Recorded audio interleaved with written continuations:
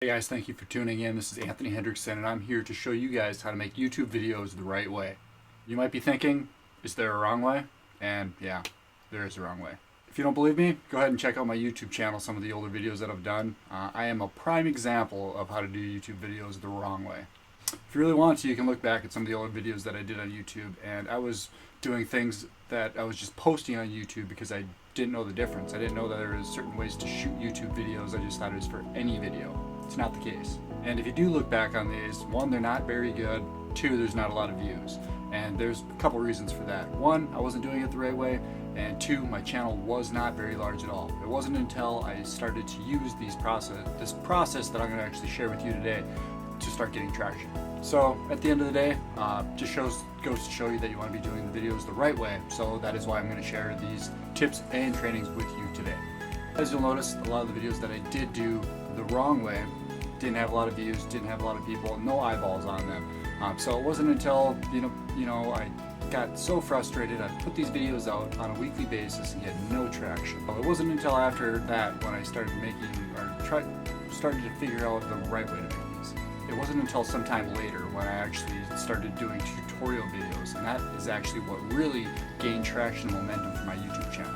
The reason why I was doing tutorials is because that's what people wanted. That's what people kept asking for. I had different clients, different people I was working with on a daily basis that would ask me the same questions. So that's why I just did my first tutorial video to send it to people. That way I didn't have to keep having the same conversation numerous times every day. If you've ever found this happening to you, you've obviously found that it's easier to just shoot a video. That way you can give them the information that they need, and then you don't have to have the same conversation over and over with all these same type of people that you're trying to help.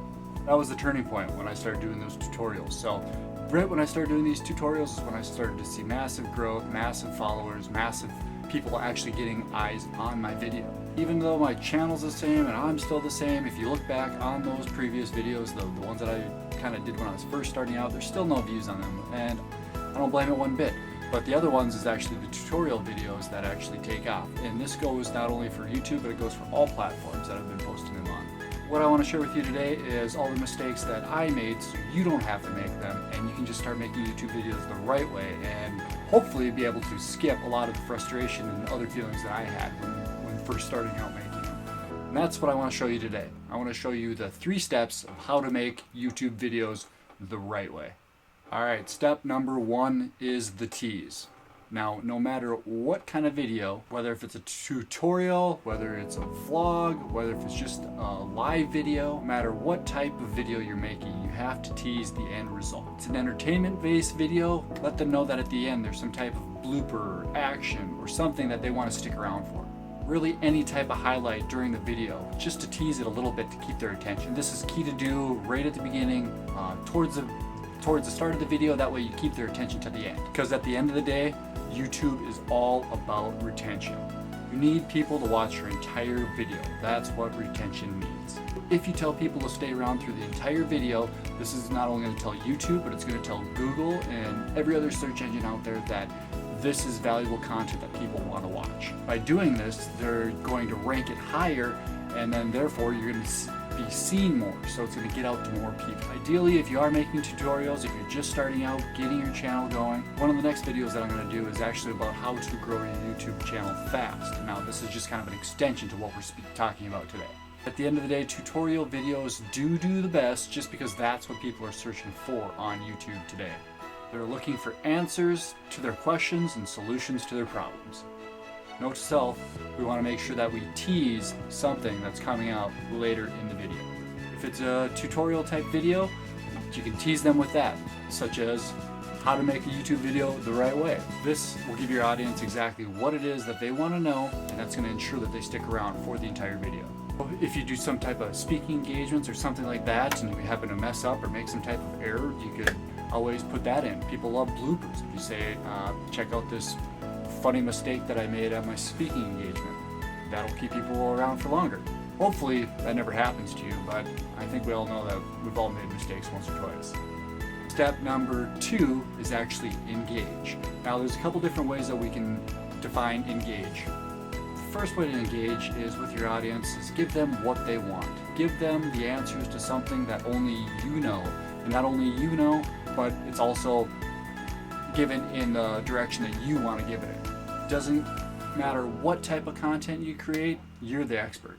No matter what content that you're doing, whether if it's a tutorial or any type of training, it's going to be unique to you. And the best piece of advice that I have is just listen to your audience. Listen to them no matter what platform they're on. These are the questions that they're having, the problems that they're having. You'll also want to make sure that you're giving call to actions throughout your video. This gives them the opportunity to engage. And if you actually tell them to do that, your audience is more likely to respond. With your audience engaging, this is going to keep your retention super high.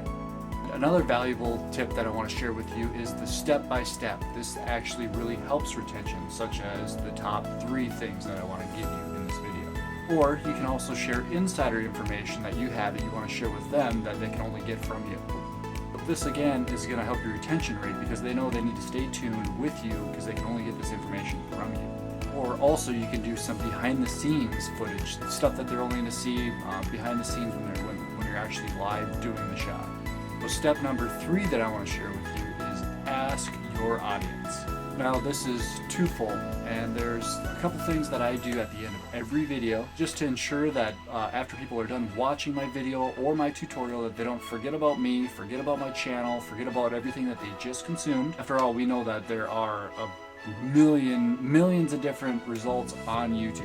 If you're anything like me, on any given day you can watch several YouTube videos, and once you kind of look back on things, you don't remember who said what to you or where to remember it from.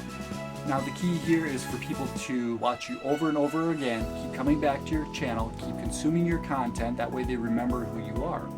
Such as how to make a YouTube video the right way. So this is definitely some content that a lot of people want to know, and you want them to keep coming back to your channel and recognize who you are.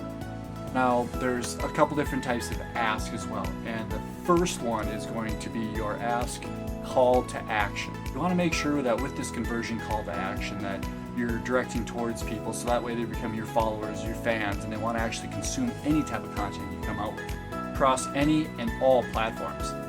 What I mean by that is just tell them, go to my website, that way you can get weekly updates on whatever type of tutorial or training that you're teaching on. And just remind them that the only place that they're going to find this is at anthonymarkhendrickson.com. This way they head over there, they sign up, they get on your mailing address, that way you can keep in touch with them weekly through emails or however you like to do it best. This way they become viewers over and over and over again. Or who knows, maybe you're doing something else on some other type of platform. So you could be running some type of a challenge on your Instagram page. So send them over to your Instagram page, that way they follow you there. And what this is going to do is this is going to expand your reach everywhere. To all platforms, you're going to have the same people that want to follow you in each place, because although you might be doing the same type of concept, you might be doing it in a different way. And this way you're going to continue to build your audience on different platforms week after week. Another clue to Google or YouTube that your content is good. That way they rank it high, more people are going to see it. To increase this engagement and keep this going so everyone knows that it is a good video, you want to make sure that you do your engagement call to action. So what I typically do is tell people to like the video, share the video, and comment on the video. All 3 of those things are signals to YouTube and Google that your video is quality content. One other little tip I want to share with you today is make sure that you're liking your own content. I'm always usually the first one to like any of my content, and I don't feel bad about it. It just kind of gives people that social signal that, hey, someone else is liking this, I should too. I find that's a great way to kind of kick things off and get it off on the right foot, is go ahead and like your own content, because you probably do anyway, so get that ball rolling and then just kind of get things started. Besides just liking or loving your content, then be the first one to comment on it. Get something in there, throw some type of question in there to spark up the conversation to get other people going. So now I want to talk about the 2 asks. So these are more for types of conversion method. Conversion call to action is, get people on your list, get them over to your website, ask them to be invited, or invite them to these other types of places. This is going to not only build your platform, it's going to build your brand, it's going to build your community. The second thing is going to be your engagement call to action. That's your like, comment, and share this YouTube video.